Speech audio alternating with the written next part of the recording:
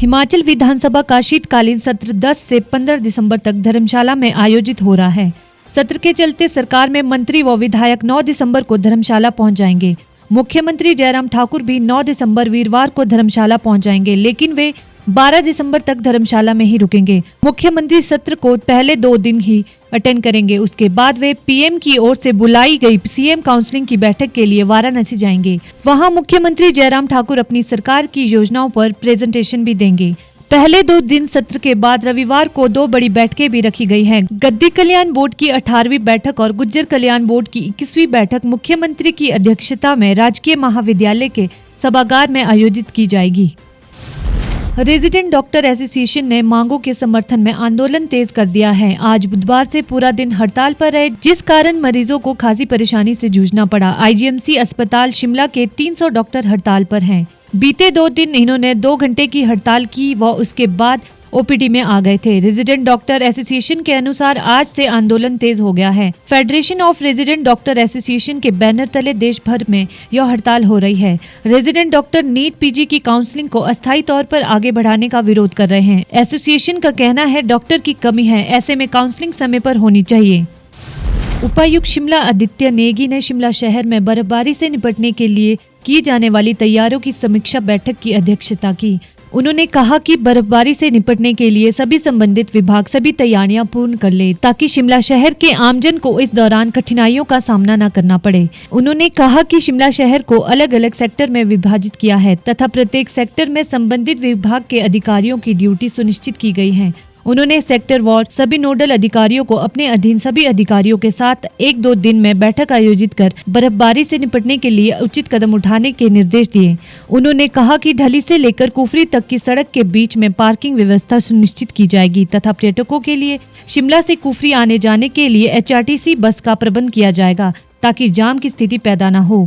उन्होंने लोक निर्माण विभाग को बर्फबारी के दौरान सड़कों को बहाल करने के लिए मशीन व श्रम की उपलब्धता सुनिश्चित करने के निर्देश दिए। इसके अलावा उपायुक्त आदित्य नेगी की अध्यक्षता में शिमला शहर को जाम से छुटकारा दिलाने के संदर्भ में संबंधित अधिकारियों के साथ बैठक का आयोजन किया गया। उन्होंने बताया कि शहर में ट्रैफिक व्यवस्था को सुनिश्चित करने के लिए हर संभव प्रयास किए जाएंगे, ताकि शहर के लोगों के साथ साथ पर्यटकों को किसी प्रकार की असुविधा का सामना न करना पड़े। मुख्यमंत्री जयराम ठाकुर आज बुधवार को कांगड़ा के जयसिंहपुर के दौरे पर रहे। इस दौरान मुख्यमंत्री ने जयसिंहपुर के लिए एचआरटीसी डिपो व जल शक्ति विभाग के डिवीजन के साथ बीएमओ ऑफिस खोलने की घोषणा की है। उन्होंने अंद्रेटा स्कूल में कॉमर्स कक्षाएं व टटेहल में साइंस कक्षाएं चलाने की सौगात दी है। लहड़ू में वेटनरी कॉलेज व गंधड़ में पीएचसी व पंचरुखी में सीएचसी खोलने की घोषणा की है।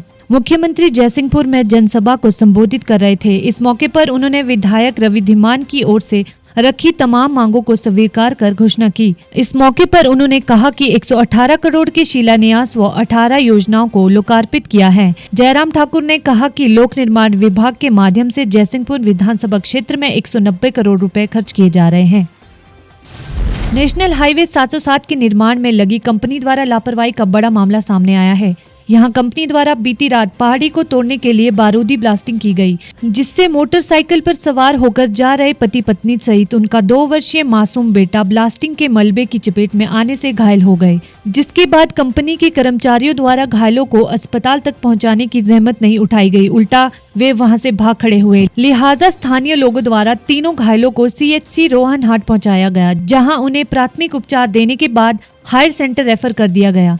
कंपनी द्वारा ब्लास्टिंग से पहले सड़क के एक छोर पर तो चौकीदार तैनात किया गया, मगर सड़क के दूसरे छोर पर किसी को भी तैनात नहीं किया गया था, जिसके चलते यह हादसा पेश आया है।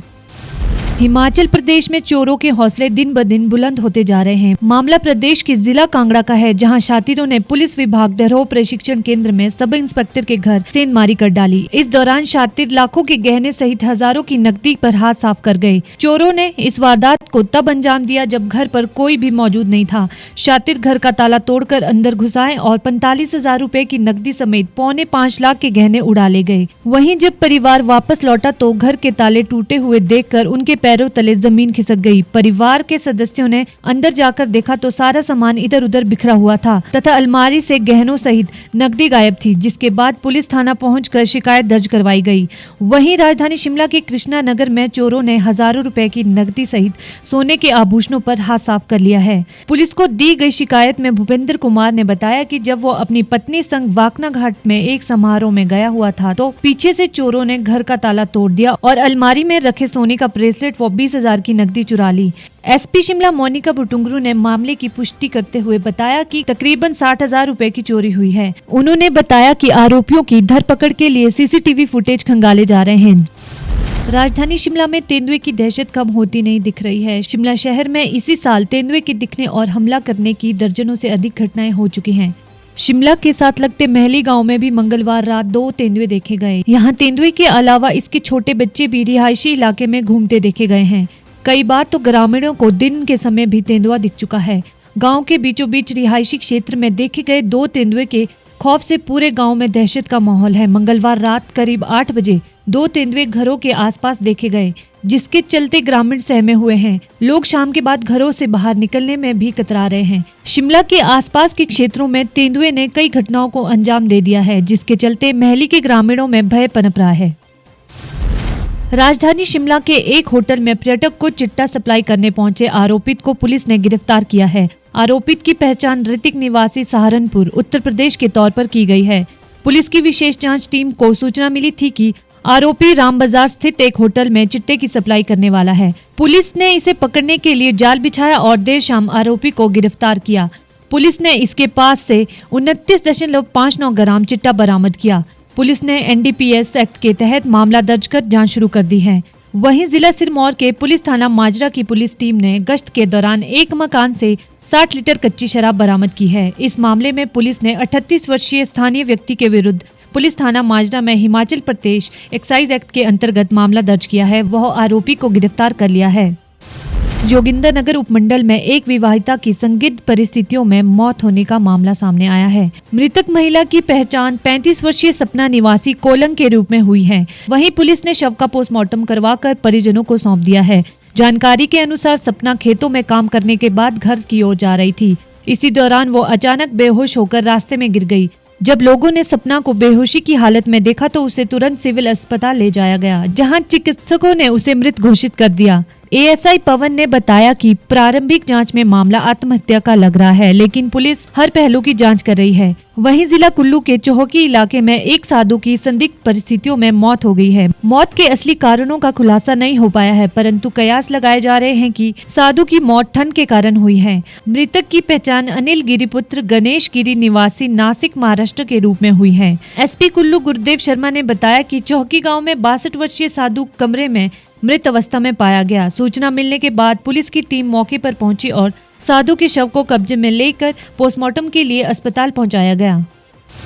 प्रदेश के जिला सोलन में एक दर्दनाक हादसा पेश आया है। बद्दी की महाराजा अग्रसेन यूनिवर्सिटी में बीकॉम कर रही एक छात्रा की ट्रैक्टर की चपेट में आने से दर्दनाक मौत हो गई। जानकारी के अनुसार कक्षा खत्म होने के बाद जैसे ही प्रिया घर के लिए निकली तो तेज रफ्तार ट्रैक्टर ने उसे रौंद डाला। ट्रैक्टर की टक्कर से प्रिया गंभीर रूप से घायल हो गई, जिसे तुरंत रामपुर जंगी स्वास्थ्य केंद्र पहुंचाया गया, परंतु तब तक काफी देर हो चुकी थी। एएसपी नरेंद्र कुमार ने खबर की पुष्टि करते हुए बताया कि पुलिस ने ट्रैक्टर चालक के खिलाफ लापरवाही से वाहन चलाने का मामला दर्ज कर लिया है।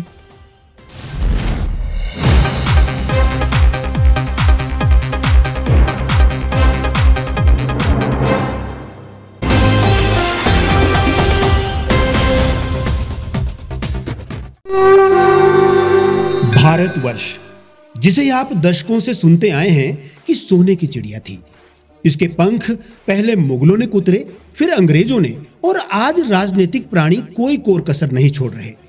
आज भी लगभग 25 करोड़ लोग रात को भूखे सोते हैं। करीब 2 करोड़ लोगों के पास घर नहीं है। भ्रष्टाचार में हमारा 176 देशों में 80 नंबर आता है। औसतन 100 महिलाओं के साथ हर दिन ज्यादतियां होती है और ना जाने क्या क्या। देश की संसद से कुछ ही दूरी पर चादर लपेटे सैकड़ों लोग सुबह नील गगन के नीचे सोए हुए मिलते हैं। क्या आप एक ऐसे भारत की परिकल्पना नहीं करना चाहेंगे जहां कुछ ऐसा किया जाए कि 1 वर्ष के भीतर देश में कोई भिखारी या लाचार भी आश्रयहीन न रहे। लोगों को सभी सरकारी सेवाएं घर द्वार पर ही प्रदान की जाएं, ताकि दफ्तर या कर्मचारी के चक्कर ना काटने पड़े। भ्रष्टाचार जड़ से समाप्त हो जाएगा। सेवा प्रदाताओं की पब्लिक रेटिंग यानी जनाकलन और तकनीक द्वारा अपराधों का शून्यकरण किया जाए। स्वास्थ्य और आधारभूत शिक्षा सभी के लिए समान गुणवत्ता के साथ निःशुल्क प्राप्त हो, और भी बहुत कुछ। यदि आप इस पवित्र राष्ट्र निर्माण यज्ञ का हिस्सा बनना चाहते हैं तो आज ही राष्ट्रीय लोक नीति पार्टी से जुड़ें। अब देश राजनीति से नहीं, लोक नीति से चलेगा। विजिट करें वेबसाइट rashtriyalokniti.org।